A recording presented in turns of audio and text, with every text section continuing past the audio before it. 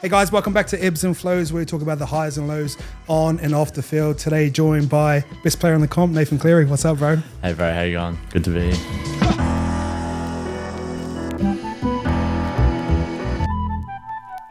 Bro, bit of an interesting game on the weekend. You guys are sort of rolling into a three-peat.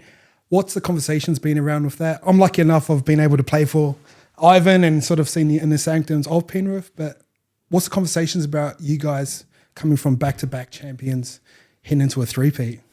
Yeah, I sort of had the mentality of, I guess, like one in a row rather than sort of talking too much about a three-peat. Obviously, it's a great opportunity and no other team's done it in the NRL era, but it's all about, those 2 years that have been, we're grateful for the experience we've had from it and the memories we'll have, but, it means nothing for this year. It's a whole new comp and obviously new teams playing well, so we knew we had to go to another level, and that's still part of the process now, is not trying to look too far ahead to the finals or the grand final or anything like that. It's each week, each training session coming in and just trying to improve and enjoying that process.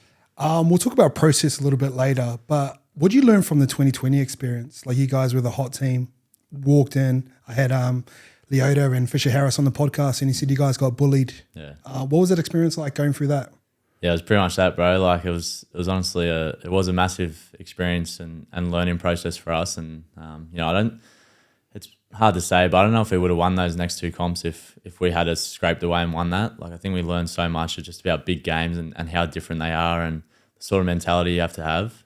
Melbourne had been there, done that, and yeah, they taught us a lesson. And it's a very valuable one now. It hurt at the time, but yeah, there was a lot to take out of it. And yeah, just the sort of mentality around it, I think, and just that sort of, we did get bullied and it was kind of embarrassing, so we didn't want to let it happen again. How do you get over it?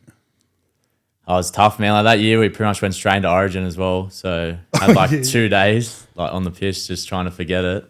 Then went straight into Origin camp, lost that. So it was like, after that, I was just like, it was just a whirlwind, bro. Like, it was a massive year. Like, played really well, probably played the best footy I'd played so far in my career.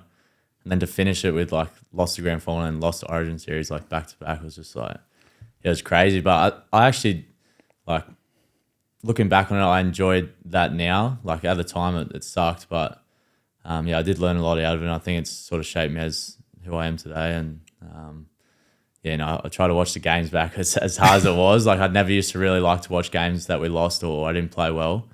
But, watch both those games back and, just sort of learned from that. Oh, I can't picture anything worse than watching those games back. Yeah. I remember watching this thing about Kobe Bryant, and there was a WNBA player, and she ended up losing. Forgot her name, but like he said, like, that's one of the most important experiences you can go through. When you strike me as a student of the game, when you look at that game, was there any key moments that you spotted there? Like, if I could only change that, or was it like that, or was it like the whole team experience? Was it preparation throughout the week? Like, what was the key takeaways you got from watching that back?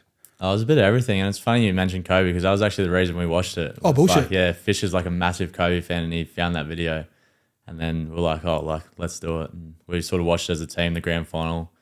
But yeah, I think for me it wasn't so much the plays in the game. Like, looking back to that 2020 grand final, I obviously had the intercept, which was like, I hate watching that back because it was just a bad moment. It was a bad moment in the game and probably cost us the game, but it was just my reaction after that, which I was most disappointed with, and was what I wanted to change the most. Like, there's going to be moments in games where, things don't go right and there's going to be mistakes. And, I still think back to that, and I knew what I saw and wanted to do it. I would still do it again today, but I just didn't execute it. So I think that's probably the biggest thing, is just like being able to live with those mistakes, but it's what you do next. And that's probably been the biggest learning process for me, is particularly in big games, if you do fuck something up, it's about your next process and getting back in the game, where that game was just like the next 20, 30 minutes was honestly a blur for me. I just wasn't in it. Oh, really? So you talked about your reaction from that. Is that from like a body language standpoint or mentally? I think mentally. Yeah, I think mentally, just trying to focus on what you got to do next and what you can do to get back in the game. I think the more you sort of focus on mistakes, you're missing what's in front of you, and just trying to stay present.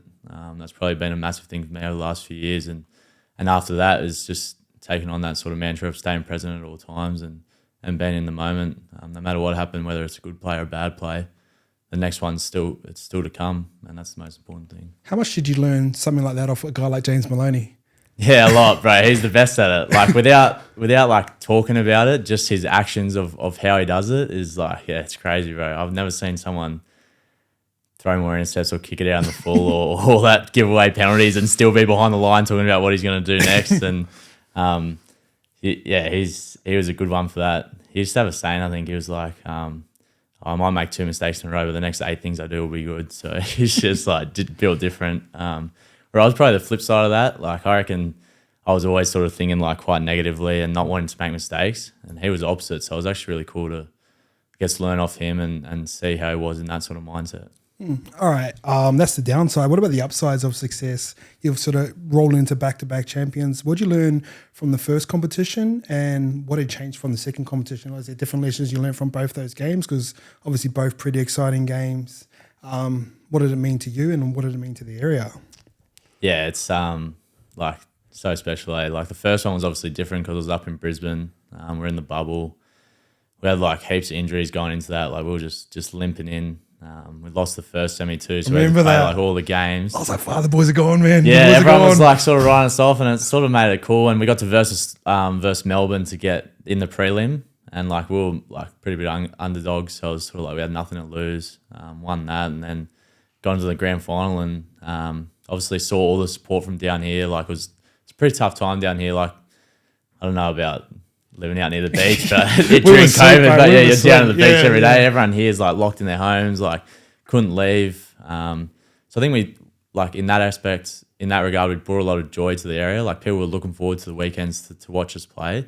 There wasn't much else on, and so we felt that up there, and we were lucky. Like we were in a bubble, like we were still able to do most things, and had our family up there.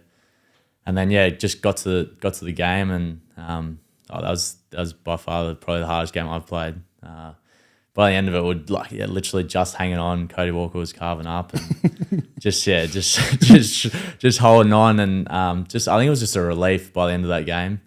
I remember being pretty nervous because it was like if you could lose like 2 grand finals in a row, it's like where's it going to come from? Like that would be hard to come back from, and there was so many moments in that game that like could have gone either way, and it was pretty grateful looking back on that just to be able to win it. And then we got sent all videos of people down here doing the street parades in their cars, going crazy. So that was mad. And then you look forward to the next year, and it was probably like complete opposite really. Like we're all fresh, healthy, like feeling really good down here. A lot of energy around. Obviously, it was the Battle of the West too, so. Feel nice, just pumping power, nice and easy. Yeah, no, it wasn't easy. It was good fun though, and I don't know. I just felt like that game day was like the most confident sort of energy around the group that we'd ever had. I don't know if it'd been because of the 2 years prior or like the sort of games we'd played leading into that grand final, but it was just like without saying it, like we just sort of had that confident energy around us, and going into the game, it sort of it panned out like exactly how we wanted to. So must be a good feeling. Very good, very good. Yeah, like you compare that to the year before where everyone's just like, oh, we just hang on. Where like last year we sort of had the last like 20 minutes where we knew we had it won. So it was a great feeling, and very blessed with that. Yeah. We look at the competition this year. It's probably, in my opinion, one of the most exciting competitions we've had. Obviously, you guys are the standouts, but there's a couple teams hanging around where you guys are that are pretty interesting. Do you want to? I'm not going to ask you who you think you guys will play in the final because I anticipate you guys think you're going to win it. But what's a team like? What kind of threats does Brisbane sort of pose to you? Do they remind you of you guys maybe a couple of years ago? They've got young, talented, stacked roster. Their backlines full of everyone. Do they remind you of you guys? Yeah, it's pretty similar. They're a pretty young team, and they got a lot of X factor, but they also got a really good forward pack as well. I think they've sort of had that. I guess the last few years, like just a real young team, but they just couldn't have that consistency. Where sort of Adam Reynolds has brought that in now, and he's a great player, great general for them. Sort of leads them around the park. And then you got guys like Reece Walsh. Just complete X factor, a lot of speed. Got Cobbo, Herbie Farnworth, who's killing it as well, and then you got guys like Payne Haas and Patrick Carrigan too. So it's pretty daunting. Got some team guys, to bro. look They at. got some guys, bro. They're honestly, they're on fire at the moment. I see them as a pretty tough opposition, but I look at us versus them, and I just see it as like it's exciting. Like I just think it'd be a mad game. So if it works out like that, it does. But they're a really good team. All right, our little home club, the Wales. Obviously, you must have great memories from being around there. And that's how I remember you. It was weird sort of seeing you as a kid and then coming to Penrith. You shot up so much. But we'll talk about your experience at the Warriors. What was that like? But I loved it. Like I was such a diehard Warriors fan growing up, like just around school, and obviously Dad was coaching there and he played there as well. But like that was the start of rugby league for me. Like just following the Warriors and how much it meant to people over there when they were going well. So I could only imagine what it's like over there at the moment. It'd be rocking. Like it was really cool. And I was obviously in a lucky position where with Dad being involved, like I could sort of be involved as well. I remember school holidays, like I'd go down, like hang around training, like goal kicking that. And I just honestly thought it was the best thing ever. Like I just frothed rugby league, but I frothed the Warriors at the time too. And just being able to be around sort of NRL players and all that, it seemed so far away for me at the time. But, I thought it was just a good introduction. Yeah. I love storylines and anything. I don't think there's a better storyline than that this year with Penrith coming up against the Warriors. Obviously, you're assistant coach there. You looked up to Shaun Johnson growing up? Yeah, he was my favourite. Like I remember, I think he's everyone's favourite. Yeah, I just remember him like just coming onto the scene and like he was just a freak. Like, and I think I looked up to him mainly because he could do things that I couldn't do. So it was sort of like that sort of awe factor that he had about him. And I remember being at training one day, me and my little brother Jet. And he sort of just like dapped us up walking past. And I was like, this is mad. No, he's trying to get a start. He's trying to get a start in the starting lineup. That's what it is. It was just cool, bro. And those are things that you don't forget. And now, like being able to verse him a couple of times, it's pretty crazy. I remember the first time I versed him, I was like 18, got a photo with him after the game. Yeah, I remember that. Like, bro, it's just crazy looking back. You got a hat trick on him too, didn't you? Nah. He won in Golden Point that game. Oh, actually. did he? Yeah. So yeah, looking back on that, like, you don't really get much time to reflect as you're going. You just sort of like take it as it comes. But there's sort of things like moments like this or like at the end of your career you can look back on and be, pretty proud of, but also they're just cool moments. And yeah, I think about your dad a lot. And I think about him in a situation where like he was at the Warriors 01, the boys went to the final, he coached him in 11, got done by Manly. Potentially he could be the coach that faces him in the grand final now. Like I always think of storylines like that. So yeah, I don't know, that'd be cool. It would be mad. And like Webby going over there doing such a good job. Like I think he was the guy for us that was just so, I guess, underappreciated outside of our club, like through the media. Like there was a lot of talk obviously about Ciro, who's a great coach. Yeah, 100% deserves it. And like had a lot to do with all of us coming through and, just absolute legend. But Webby was sort of like not talked about as much. Where like Baz beforehand, like, again, did a lot for us, but he was sort of talked about in the media and, like, spoken about a lot, where Webby was just flying under the radar, just doing his own thing, but contributed so much to our success. And he's shown that now. Like, he's gotten a head coaching role and people probably underestimate him a bit, but he's gone over there and done such a good job. To be fair, he didn't have the roster that Bulldogs have got too. So, like, to take the Wars from sort of where they were to where they are must be crazy. What makes them so good?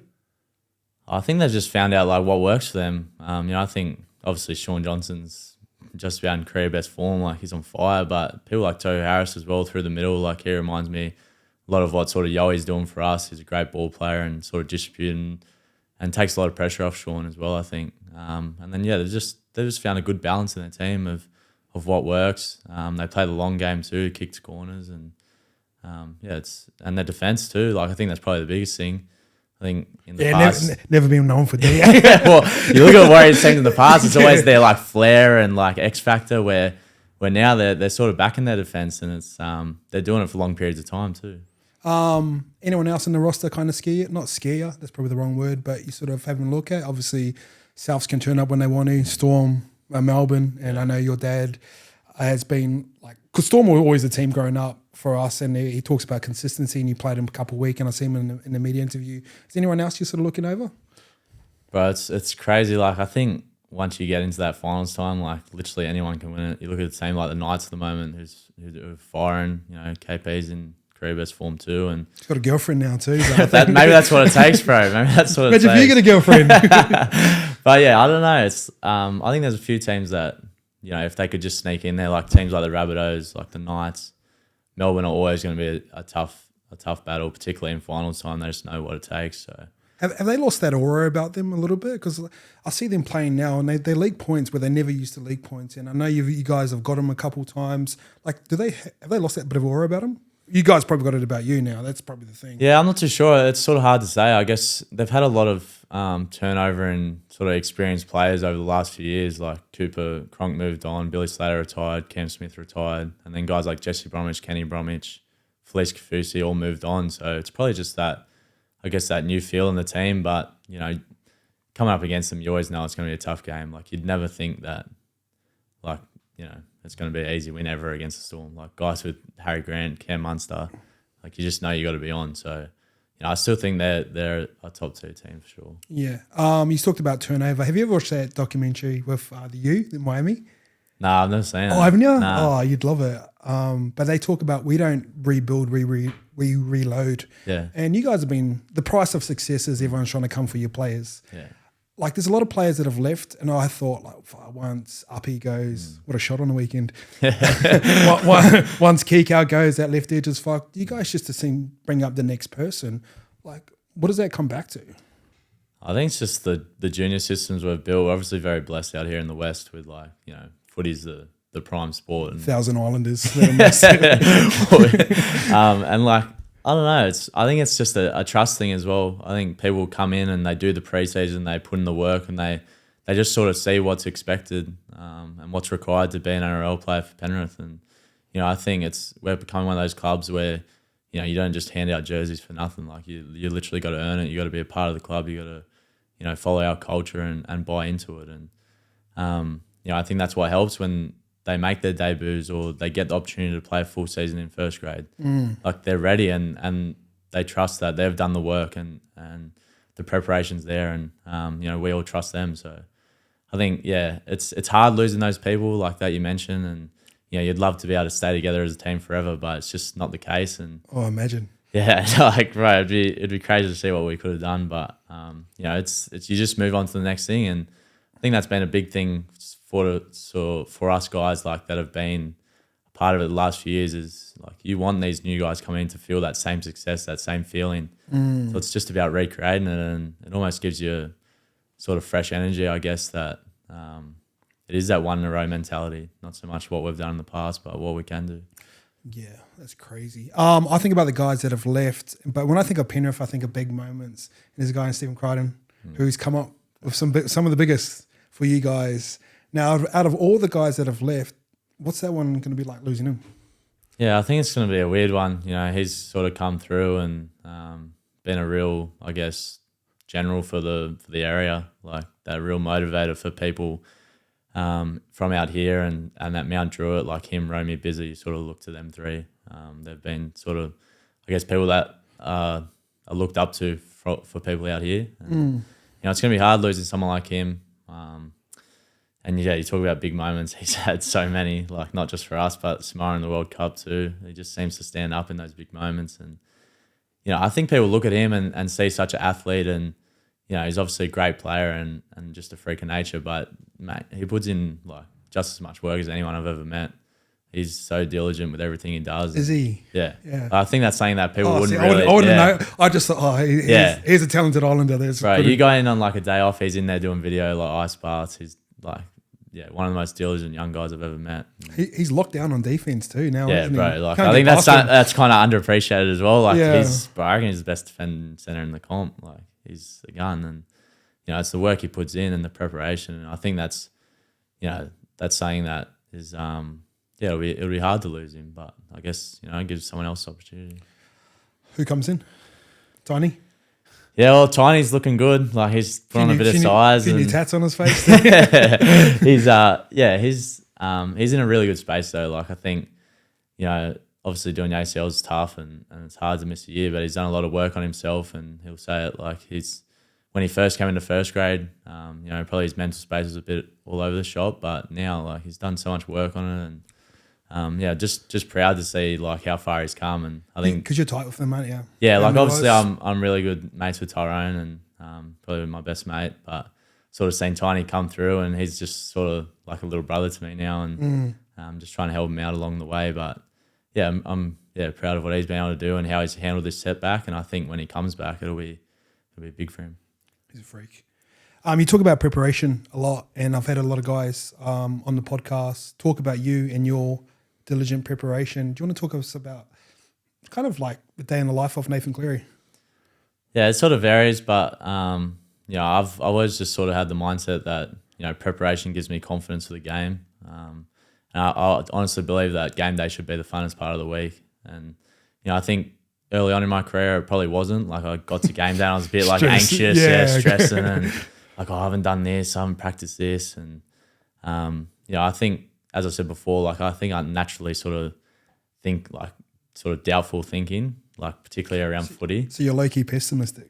Not pessimistic. I'd say I'm quite optimistic, but not with it, like not for myself, like in a game. Like I sort of think of what could go wrong. So you still got doubts on yourself, even like right now? Yeah, 100%. I'm constantly fighting that. And I think that's something I've got better at is I've sort of accepted that there is going to be doubts there. There's going to be days where you feel better than others. But yeah, you're going to have days where you're just feeling like shit. So it's about how you deal with that, how you snap out of it. And sort of not the mindset of, how do I completely get rid of the doubts? Like I don't want any doubts coming to mind. Just sort of, if it does come in, sort of accept it and then just flip it to like a positive thought. And that's always come back to my preparation. Like I've just got a routine now where, I can, if I nail that, I get to game day and I've got no doubts. Like things might go wrong in the game, but it's got nothing to do with my preparation. Like leave myself with no excuses. Yeah, that's cool. What's some of the most superstitious things you got about your preparation? What do you want to talk about? Yeah, no, like honestly, that's another thing. I've sort of got rid of any like superstitions. It's probably more so now just like routine, I guess. So I just like the 2 days out before the game, sort of where it starts, like to stretch, and then cabins run will stretch twice, game day will stretch. So it's sort of like a stretch thing. I just feel good when I do it. And then in terms of like video and like extras, it sort of just depends on the week. It's actually funny. It was mad. Dan Carter came out and had a kick with us. Oh, my mate Dizzy. Yeah, I know Dizzy. your mate. I know Dizzy too. Yeah, he came out and had a kick with him, and he actually like just gave me some gold. He was like he would plan out his week like on the Sunday of like what he'd do for extras during the week, and that's something that like I don't know. When I was younger, I could sort of just kick as much as I wanted to and do as much out on the field, like stay out as long as I wanted to. But now it's starting to get a bit old, man. the body starts to tighten up a bit, and you just can't do those things as much. And he said he'd like just plan out his week, like what sort of kicks he'd do each day. And I've just sort of tried to do that this year, and I think it helps a lot, and sort of gives you a bit of structure to what you're actually doing and what you want to achieve. Like in the past, I'd just stay out there for as long as I can, just kick the ball around because I enjoy doing it. Like it was fun, but now it's sort of a bit more structure to it. That's funny, as I'm talking to Quade about like his kicking routine, and like same thing as Dan Carter, like their Monday to Friday is like so planned out. But he'll give me an example. So he'd be like, on a Monday, I'd be like a meter. So he'll be like goalpost, like right in front of him on the try line. He'll go to a meter and like try and bang it in through there. Yeah. But it wasn't about trying to hit the target. It was all about the shape of the ball and stuff like that. And he goes, yeah, I'll do like 15 of those max. And then on Tuesdays, I'm trying to do the ones that I can. I was like, it was so detailed. I couldn't believe it. Yeah. Like it's crazy how they think like that because I just had never thought of it in that way. But it makes a lot of sense, and I think that's another thing is just sort of being process driven too, not so much about the result. Yeah. Where like I would have, particularly with goal kicking, I'd have sessions where I would just not leave until I'm like kicking them the way I want to. And sometimes you just got to accept that you're just going to have days where it's not working out, but just sort of sticking to your routine and having trust in that. What else did you learn from Dizzy? Sorry, Dan Carter, for you guys. What else did you learn from him? Because I think I saw him the day after he came out here, and I think he just hung out with Nico Hines too. And we were at the RLPA meeting, and everyone was scared to ask him questions, bro. Yeah. But because I grew up in New Zealand, I'm like, fuck, this cunt's the man. Yeah. So I want to go ask him. And I asked him what the difference between Nath and Nico was. And he said, like, Nico's trying to do a lot of things right now. He's trying to podcast. He's trying to start charities. He goes, Nathan just felt like he was so zoned in on a single goal, and that was a clear difference for me. And hearing that from Dan Carter was pretty cool. But what else did you learn from him? Bro, honestly, like when he came in, so Darryl Halligan, he's been my kicking coach for a while, and he set it up, and he told me he was going to come in. And bro, I honestly felt that nervous, like just meeting him. And then I saw him, it was like, this guy to me was obviously growing up in New Zealand as well. He was just like something that was just superhuman. So I was like sweating, like nervous to talk to him. But then just getting to know him, like he's just a genuine dude. That was the thing. I just realized how normal he was. Guy, man. He's such a good guy. But the way he spoke about like what he'd been able to do and just sort of his processes. Like it was just fluent. Like he'd become so, I guess, accustomed to it, and it just become like who he was. And I think that was something that I just learned from just his body language and the way he spoke was like, that's how it's got to be. Like you just can't fake that shit. Like it's just got to be who you are. And it does give you confidence. And he ended up coming and speaking to the boys after, like we were in a meeting, he just like popped his head in. Sick. Boys were frothing. All the Kiwi boys. They were loving it. Were they banging on the chair too? Like, and like he just like even then it was like an impromptu like dad sort of just threw to him, and he just like spoke so well about just processes and what it takes, and it was cool. All right, would you ever jump the fence? Because I look here. Here's my little breakdown of it. I look at you. You've basically done everything in the game right now. You could go on to win 3 comps, 4 comps, 5 comps. I don't think it changes too much. 2027, there's a World Cup coming down to Australia. The Wallabies looking for league talent. Imagine if you're lifting up a World Cup in 2027 on home country. Look at the Matildas. What of an influence they've made on this. Is that something that excites you? Yeah, I don't know. Like it does for sure. And it's funny you mentioned the Matildas because just like what they've been able to do, like that. Like you can't do that in rugby league, you know. Like so, I think that's the exciting part of union is it is on that sort of global stage, and if you were to do it for Australia, like it would be such a big thing because Australia's sort of it's sort of been neglected. Like it's neglected union for a while now, and it hasn't been a massive thing. Especially out here, like you wouldn't hear a thing out here. Nah, not at all. And I think that part of it is an exciting prospect, but for me, like.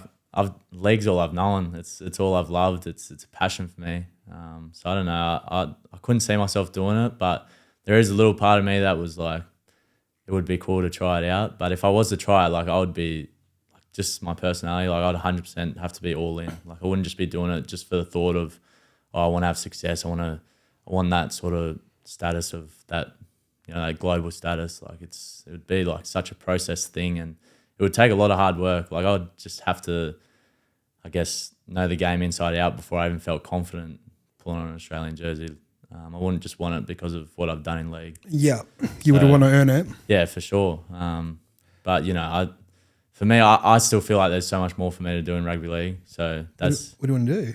But it's just a journey. Like I feel like I'm honestly just getting started. And I think that's the thing. It's a constant battle against yourself. Like you can have all the achievements and things along the way, but I think within yourself like what you can get out of, I guess, your talent and how much you've put in. So I think that's it for me. Like I still got a lot more I want to do. And they say you're quite the complete player. Like there's no really flaws in your game.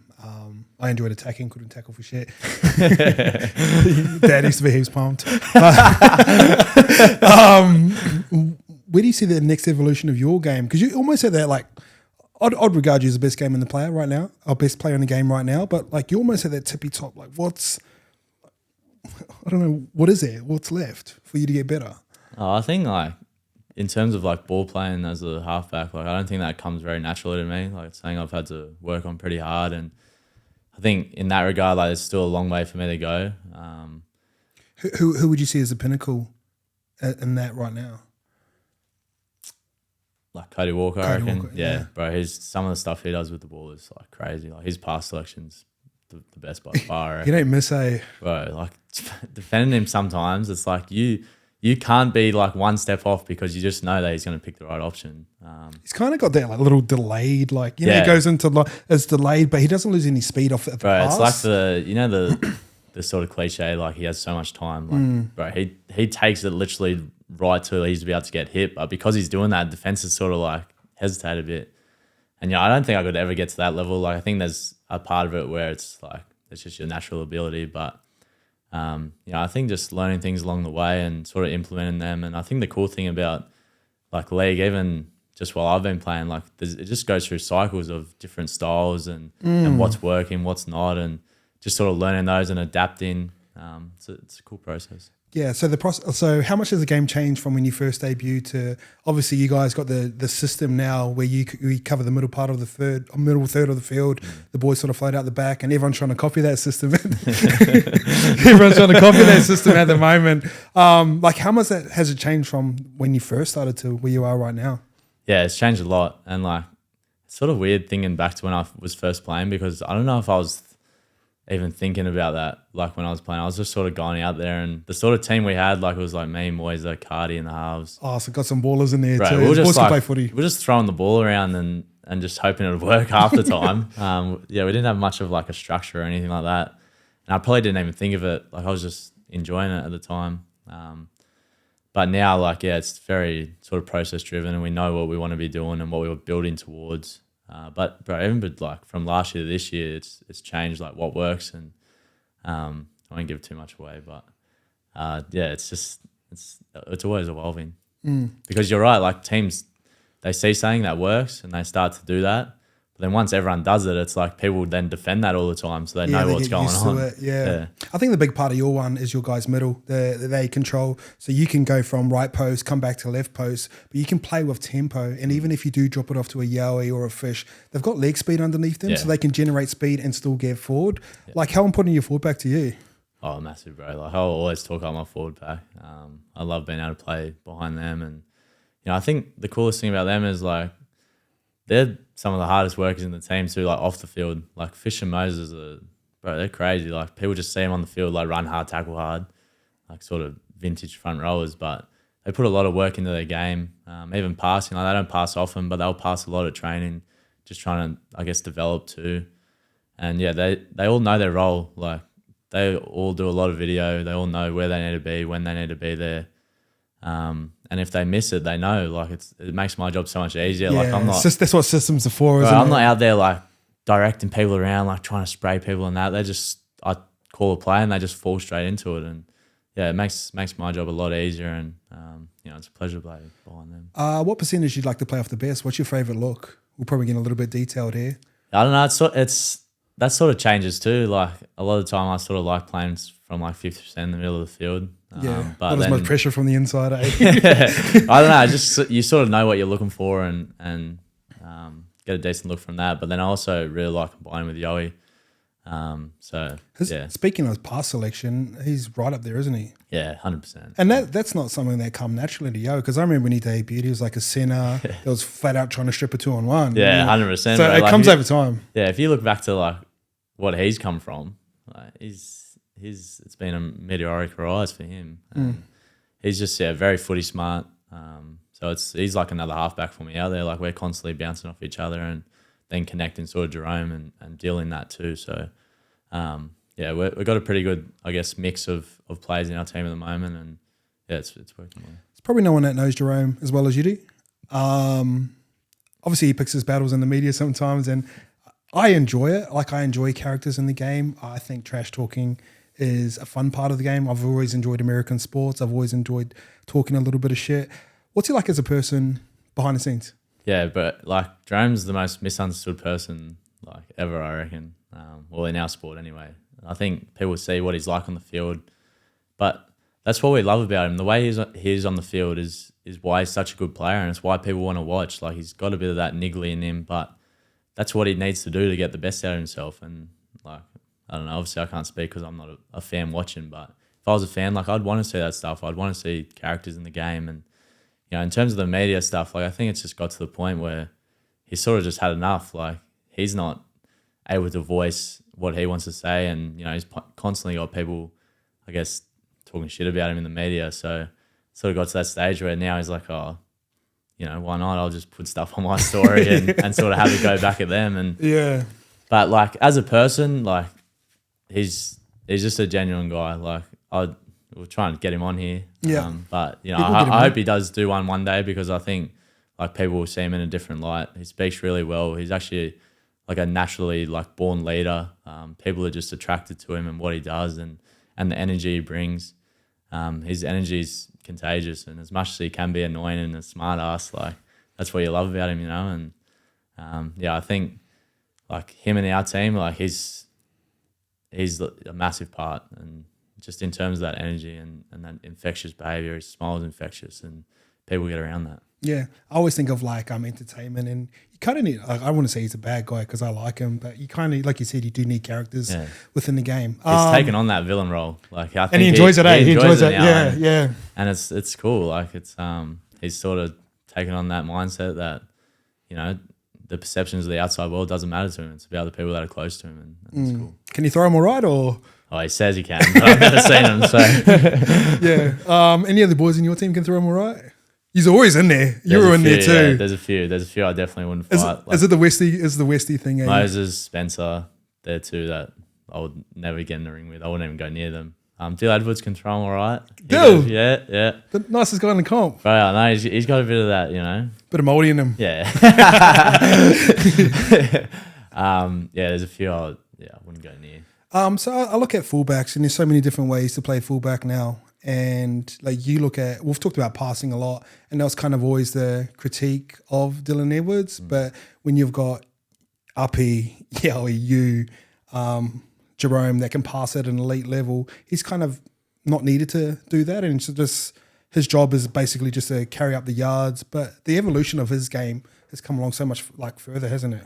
For sure, yeah. And it's something that, again, like he's worked so hard at. He knew that passing probably wasn't his strength and put a lot of, you know, time and effort into it. But I think that the biggest thing for us was, I guess, adapting to him. Like, we didn't need to be a team that, you know, just stripping everyone on the outside, getting a 3-on-2, and that, like, we were probably trying to do that at the start, like early on, 2019, and it just wasn't really working for us. And you know, we had to adapt to what his strengths were, and I think we've done that pretty well. And I think it's just sometimes you gotta realize that you don't have to follow like the best teams and what they're doing. You can have your own sort of style. Because I look at someone like Latrell, and like he influences the game in different ways, and sometimes good and sometimes bad. But like he's not a guy that punches out all the meters. KP's not a guy that always punches out the meters. So there's so many different ways to play that one now, isn't there? Yeah, there is a lot, and you know, I think we're in a blessed sort of era where there's so many good fullbacks, and it's sort of hard for Dill. Like Teddy wasn't there. Like I feel like he would have played a few games for the Blues now, and I think it'd go really well.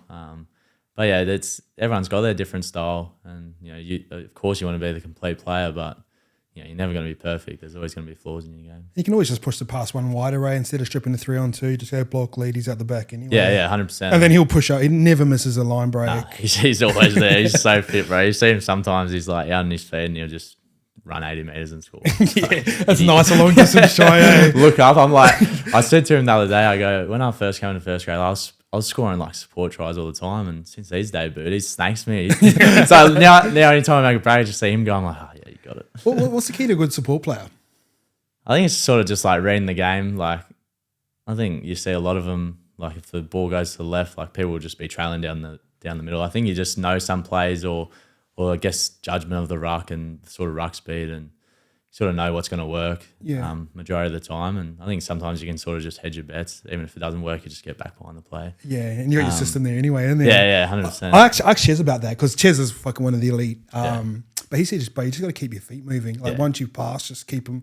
Because once you stop and they take off, it's like you got mud in your boots, isn't it? Yeah, 100%. You're not catching it back up. So yeah, I think it is. That's actually a good way to put it. Like if you're just sort of following the play all the time, you know, you put yourself in the right position. Your dad gave me some really good advice when I was younger, and he said, like, do you know what cricket is? He goes, like, walking in with the bowler. He always talks about it. Oh, does he still say that? No, I might need to mix it up. No, but that really helped me out, like in my young days, and had John Ackers, the goat. He was one of my favorite coaches because he used to explain things in such a simple way. Like he'd be like, oh, I've never seen a bomb go too high. never met a player who was too fit. So. Everyone says that, like he was such a good coach. I actually played with his son like growing up, and so I obviously knew him well, but I never got coached by him. So it's interesting to hear that. Yeah, and he used to always be like get your name in the paper, like score tries. So he had all these little catchphrases that really helped out. Yeah. Your dad, like, so fond of him. I think about him a lot. Even transferring into business, some of the lessons he taught me, and like I wouldn't say like he's a father figure because I had a great dad, but he showed me love when I was down. He gave me my debut. He brought me back from England. He kicked me out the arse a few times too. What's it like to be coached by your dad? Like I know you get this question a lot, but fuck, it must be weird. It is weird. Like at the start, it was definitely weird. You know, I thought we both thought that we were ready for it, but then when it was actually happening, it was like, it's just a weird dynamic. Like, and then obviously that 2019 year, we started the year like 2-9. Like we were awful, and we were just getting roasted through like the media. And he obviously had where he left from the Tigers, that was a bit ugly. So that was like was hard times. Like he'll even say like he was thinking of giving it up then, just because of it just sort of felt like it was a failure. But from that moment to now, like we could have never, imagined what success we've had. I know, bro. Like it's like crazy. And now I've got these memories for life. But like now getting coached by him, it just feels natural. I feel like when he's at training, he just feels like the coach, and outside of it, he's dad. But I think the coolest thing is like we obviously have great trust with one another, and obviously I'm in a position where I'm lucky enough to be the captain, so I can relay stuff to him that he probably wouldn't hear otherwise. And not putting anyone in like bad positions, but just talking about like what the feel is amongst the boys and what we might need to be doing. Like I have no problem like going to him and sort of saying, "Oh, I think we can do this better," or less of this, more of this. And I think that's a cool relationship to have. Have you ever had a blow up? Oh, you're both pretty like. Yeah, I wouldn't say a blow up. Like sometimes we have different views, and I think that's been the cool thing. Like I think our relationship has sort of developed as it's gone on, where like we can just say things that we're thinking, and if we don't agree, we don't agree. But well, yeah, I've given you that. Sure. That means I don't know. I've got that plenty of times. It's a lot of the time it's worse when he doesn't say anything. I know. Like, oh, shit. But no, it's become a cool dynamic, I reckon. I remember one time I walked out a video and Nigel Plum goes, "Videos are too long." I was just like, what's going? So I sort of want to expand on this conversation a little bit. Like your career was just starting to take off. His was like in a little bit of a like turmoil with getting let go of Penrith. What was that dynamic like at home? Because obviously as a father, he's like, I'm so proud of Nath. Yeah. But then on a personal level, as someone who I know wants to succeed, it must have been like a weird little time for him, wouldn't it? Yeah, it was weird. And like, if I'm being honest, at the time, I remember him coming home and saying that he'd been like sacked from Penrith. And at the time I was so off Penrith. I was like why? Like, I think that year there was a lot of injuries. Like, the year before that was my last year. Yeah. The year before went to the prelim, like against all odds, and then that year just didn't pan out. And at the time, I was just like, I was sort of off it. Could you have left? Probably, but I never really like looked into that. But you just see your dad and you just want him like the best for him. Like I'd always looked up to him. He's always been a role model for me, and to sort of see him down, like he didn't really understand it at the time either. But to his credit, he's been my number one supporter through it all. He even said to me, he's like, "I want you to stay at Penrith," and it was a good opportunity for me to just carve out my own path. And like we look back on it now, and it's almost been the best thing that happened. Because that makes sense. Yeah, if he had stayed, like, he's only in because his dad's the coach. 100%. Might have been those conversations. Like, I don't think like there's no way he would have debuted me the same time that Anthony Griffin did. It would have been. He even says it, like we were talking about it and we were saying like I just signed a new contract, and it's sort of the contract was laid out for me to debut when I was like 21, and we were like, he was like, "Yeah, that's a good year for you to try and get in." And you just rock up and debut anyway. Bro, it ended up working out. Debut when I was like 18, so I think the position was like, I don't think Dad would have ever done that. So the way it all worked out, it just ended up being perfect. And as you said, he had a year off, and I think that was good for him too. And he just sort of clear his head, and he even says it now. A lot of the things with his coaching philosophy have come from that year off. He just had time to sort of sit down and look back on himself and what he wanted to be. And I think it's made him a better coach. And he's always been my number one supporter even through that period. He was coming to games with the hoodie on, drinking in the stands. He loves the BIV. I think he sort of enjoyed that too, like just being able to be a fan. And did you try and kick him out of the main bedroom when you were the main breadwinner? Just say, I'm getting in the bunk beds of Jetty, mate. No, it was crazy. And then obviously we had one year where he was coaching the Tigers and I was at Panthers, and we were still living together. So that week, like Mum talks about it, she hated it. She didn't know who to go for, and would be sitting at the dinner table the night before the game. It was just like a weird setup. But just trying to food poison you. Beat him twice though. So hold that over him. West Tigers jaked a couple wins over you when you come back too, didn't he? Yeah. And then obviously that sort of like he was fully invested in that Tigers job and he was loving it. So I think that's sort of something that's sort of misunderstood too, the way that all went down. Like I think even he says like he would have rather it handled a different way, and I think he has sort of regrets over that. But I think what was offered to him was just the dream. The dream. If he had passed that up then, like who knows? Like we might have never been able to be father and son, coach and player. So yeah, wonder if they do like a little 30 for 30 doco when you guys are done like a little bit later. That'd be cool. Yeah, it would be cool. It would be cool. But question: what do you reckon would have happened if he stayed at the Warriors? If he had stayed at the Warriors? Yeah. Oh man, I don't know. I had dreams of playing for the Warriors growing up. So do you reckon you would have developed the same? Because you would have rolled into like an Auckland system. Over here, it's a little bit different. No. Like with all due respect, if I didn't move to Australia, moving to Australia was the best thing that happened to me in terms of footy.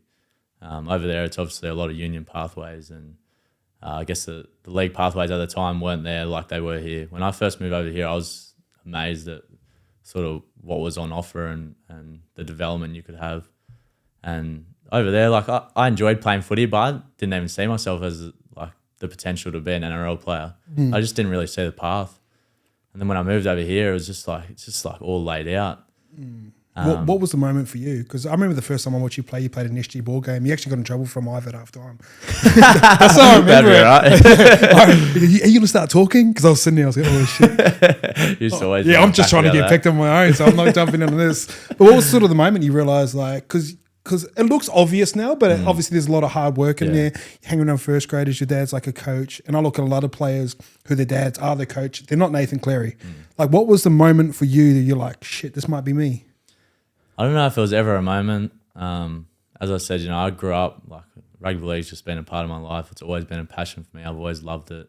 Even I was playing soccer till I was like 12, but I always loved watching rugby league. I would watch every game every weekend. Do you reckon that's why you can strike the ball a little bit better? I think it definitely helps. Yeah, I think it definitely helps. But yeah, and then as I said, in New Zealand, like I was just a massive Warriors fan, enjoyed playing. But then I think when I moved over to Australia and sort of saw like what was laid out, it was like I could sort of see the path, and I was like, this is really what I want to be. Where in New Zealand, it probably just felt like a long lost dream. Where here it was like, all right, I can sort of make this a reality. And then you go through the grades, and to be honest, I was just taking it one step at a time, and pretty cliched, but I was just enjoying it, and I still never really thought, like I still thought it was far away. I think that sort of that Junior Kangaroos game. I watched it. I was like, "Fuck this." That was sort of the year, and then I ended up debuting that year. But the start of that year, like I started to play pretty well, and then next thing I know, I played the Junior Kangaroos game. Not long after that, I played a game of cup. It was like 2 games, and you showed and then. Bro, it just honestly happened so quick. Like I could have never dreamed of that year that I would be playing first grade. Like I was just like, I want to be playing consistent under 20s and maybe make Junior Kangaroos or play cup. A few matches in that. Yeah, 100%. Like, that's the dream, mate. That's it, bro, for sure. Yeah. And that year, like I did a cup preseason, and I thought at that stage I was like, all right, I think I can crack it as an NRL player, but somewhere down the track. And then, it just was a whirlwind. And I talked about this on another podcast the other day, and they asked like the difference. Like I remember we done on the post session against you, and we were like cup, and you guys were still like young as. And I remember like I was the half, and you were the half on the other side, and we were just doing an arm wrestle, like a 20-minute sort of thing. And like I just remember the ball just going ting, ting, and we were like, "Fuck, get me forward, fuck you." I was getting rattled in the post session because I was just getting outplayed, bro, getting out kicked. So it was cool. Your kicking game, it's evolved over time. The way that you strike it, never seen anything like it. You saw sort of Cooper Cronk sort of do a breakdown on how he used to do a floater back in the day, and he used to shape it up on the side. You hit it front on. Yeah. Why? I don't know. It's just something that worked for me, and I always thought like I practiced it a lot. Like I was doing it for ages before I even did it in a game. But it just sort of worked, and I always thought if I held it flat, I sort of worked out that if I didn't hit it exactly how I wanted to, it'd sort of torpedo anyway. So it's sort of like less room for error, whereas the ones on the side, like if you hit them in the middle, it's way sweeter. But if you sort of mishit it, then it's like, it's terrible. So I don't know. I just sort of worked at it, and it just sort of worked for me. So you can just land it on the spot, though, can't you? I wouldn't say that, but I think it just comes with like practice and sort of knowing like what positions in the field to do it, what ruck speed to do it off. And and yeah, just sort of gone off that. Did you learn much off Sowie? Because like I wasn't a natural kicker, but when he taught me a few different keys when kicking, because I didn't have a big kick, so I kind of had to try and kick through the line.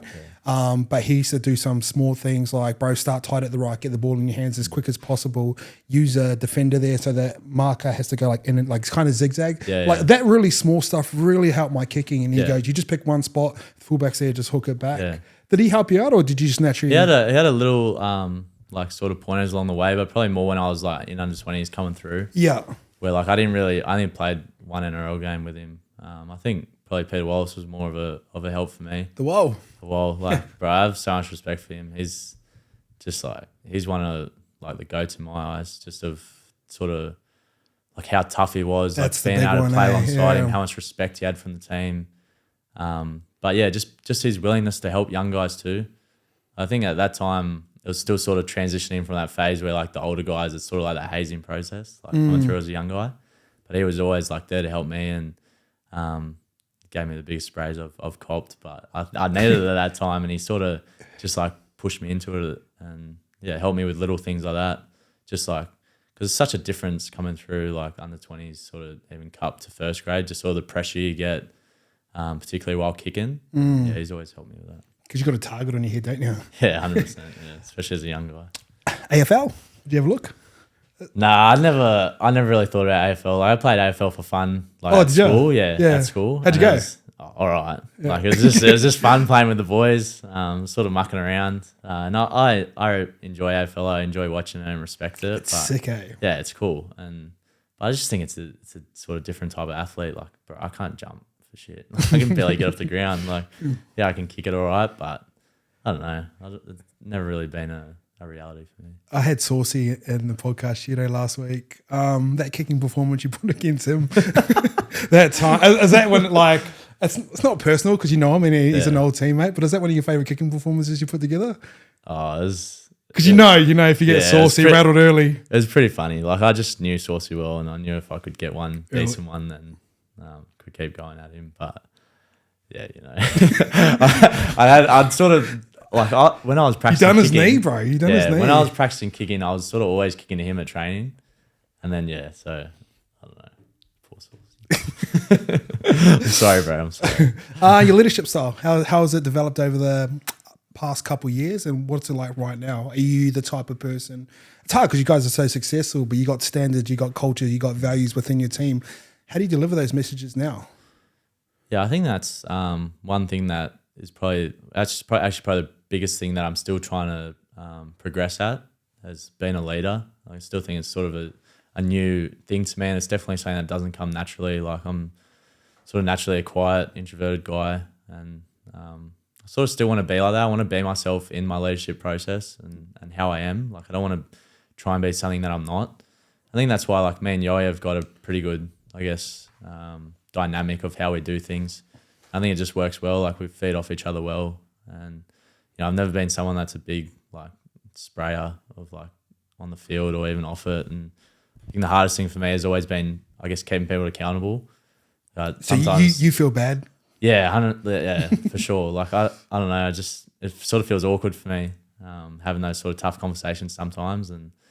But to be fair, like we're very lucky with our group. Like everyone's so diligent and just sort of bought in, and I've never really had to have those conversations. So that'd be nice. Yeah, it's very nice. It's very nice. So it'd be interesting to see like how it would be even now, like if things weren't going the way we wanted to, or people were falling out of line. But yeah, I think my sort of leadership process is I just want people to sort of follow me and what I do and by actions. Yeah, and I don't want to speak all the time, but when I do speak, I just want people to listen, and I guess that's something you just build over time and just sort of earn people's respect. I think that's the biggest thing about being a leader. You gotta have people's respect, and the only way to do that is just to earn it.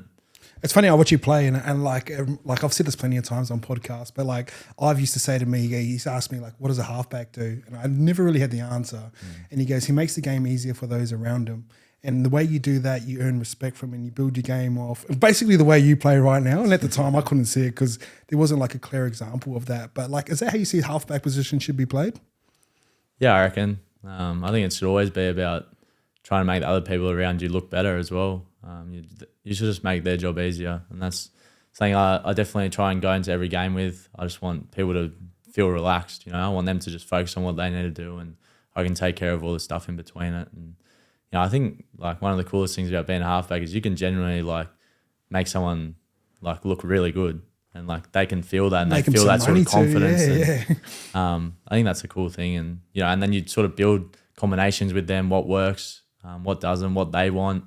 I think that's cool. Like an important thing too is you got to like understand your players, and like you might have your own style, but you got to work with them too, and what like they want to do, and because if they're doing something they don't want to do, they're not going to do it, as well. Yeah. So it's sort of find that right balance, and one thing that Dad always taught me was defense too.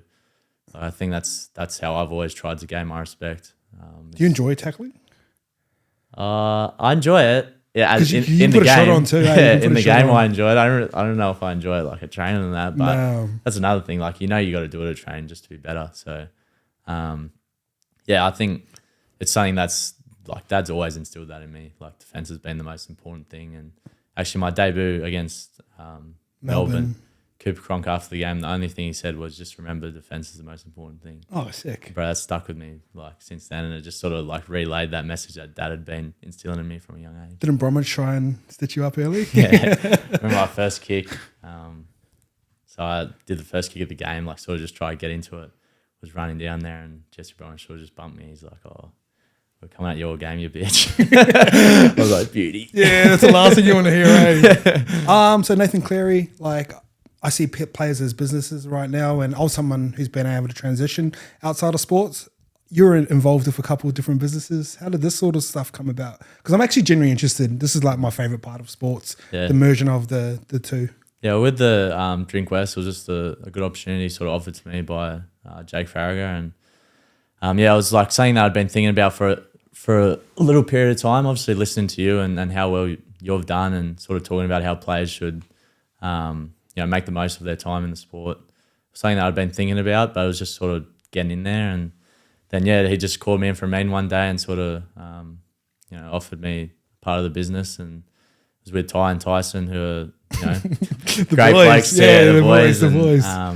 Got to know them pretty well. And it's been cool. Like I'm a complete noob with business. Like I just had no idea. So just being able to sit in on meetings and see how much actually goes into it, it's been cool. And, I was always sort of the impression too, where like I didn't want to have my fingers in too many pies. Like as I said, like footy's my passion. I wanted to give everything I had to footy and get the most out of that. And then I guess sort of deals that come from that are a byproduct and maybe later down the line. But being able to just learn this on the run, and it's something that I enjoy and would definitely look into more in the future. What about like your Adidas deals and stuff like that? Like obviously you don't have to talk numbers, but and I know a lot of players are sponsored by them, and you'd be one of the bigger ones doing all the campaigns. But what's it like being like an Adidas athlete? Because it's pretty sick, isn't it? Yeah, it's pretty crazy. And like just when you say like that, I don't really think of it like that at the moment. Like I'm just obviously very grateful to be a part of it. But when you grow up and you see like Nike athletes or Adidas athletes, you're like, wow, that's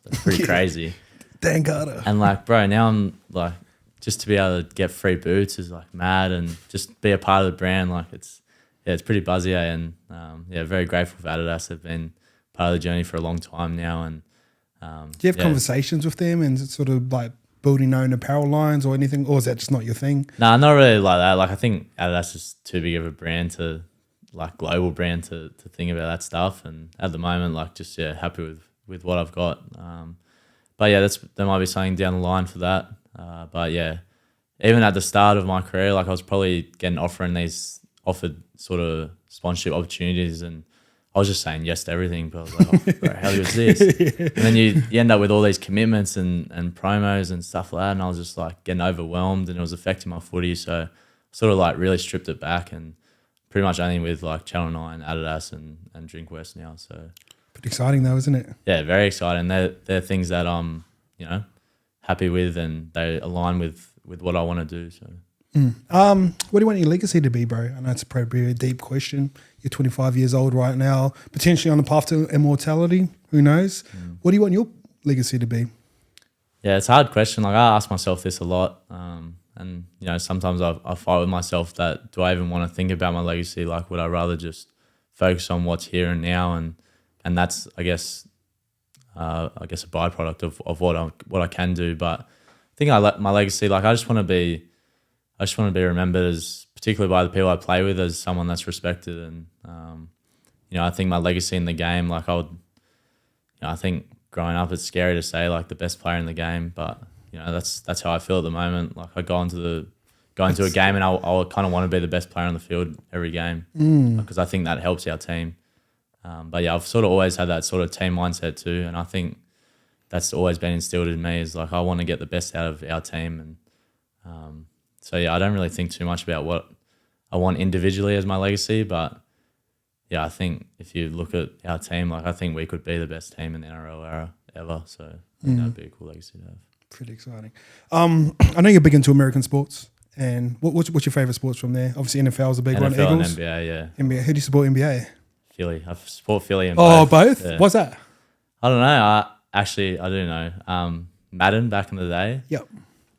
Michael Vick was my favorite player. There He you was go. playing for Philly at the time. So yeah, that's just how it worked out. And then NBA, like I think that's a bit harder to follow, like for teams, because there's such a turnover in players. There's only 5 on the court at each time. But do you enjoy the high turnover in players? Because I look at the NBA off season, I find that almost as exciting as the season, and I think NRL's like that too. Yeah, it is exciting for sure. Just seeing people change, but I think NBA is probably more one where you, I guess, follow players, unless you're over there and like you've got a genuine connection. But for me, it's probably been more so following players, but sort of have that soft spot feeling. What sort of lessons you learn from like watching, like being a professional athlete here down under? What sort of lessons you learn from watching them, also from a marketing standpoint, but also the professional preparation standpoint in the videos? Is there anything that really stands out to you? I think it's a different world, eh? Like I think they really embrace like characters over there and being different. Where Australia, New Zealand, it's not really like that. Yeah, but not that I would be like that different anyway. But I think for other players in the game, like I think it would be cool. Like I look at people like Jarome and even like Brandon Smith, Money, and that. Like I think they could be anything, and they could be really entertaining. But I think it's always sort of stripped back a bit. Where over there, they really embrace it. They embrace if you're, getting the bag, like making as much money as you can. And it's a different world. And in terms of that, like it's probably easier for them to market themselves because they can be who they want. They can be themselves. Here's a good question for you. Like Tom Brady used to take a little bit less so he could play with some guys. To me, you're worth fucking $2 million a season, and I'm sure someone would pay that for you. But is that sort of something you look at? Because you strike me as a team first guy. I think you can get your money no matter what. Is that something you look at? Yeah, like when you hear Tom Brady do that, it's like no wonder he had so much success. If you can take as much money as you want, but if you go to a team where the roster doesn't suit you, like that's not fun. Yeah, and you probably got the best example because all the guys, I'm not saying everyone, but like a lot of the guys that have left Penrith and they've taken money to go to teams, they're not playing like they were at Penrith. You see a guy like a Zachy Hoskin come through and just like absolutely kill it. Yeah. It's a pretty good example to look at, isn't it? Definitely. And money's never been a driving factor for me. It's always been sort of, I guess, wanting the best out of myself and getting the best out of myself, but also getting the best out of the people around me. And you're right, like team has always been the biggest thing for me. And I feel like of course money's nice but it's not a driving factor for me. Like I'd much rather stay here for less than go somewhere else to get max money. And I think if you do well enough in your time playing, money can come later down the track. I love that. Bro, I just want to say thank you for your time and jumping on. Wish you all the best for the 3-peat. Thank you, brother. Appreciate it. Pretty exciting times for you. My favourite thing about you, bro, you're still the same dude. So as successful as you are, still just Nath, which is cool. Appreciate that, bro. Thank you. Thanks for jumping on.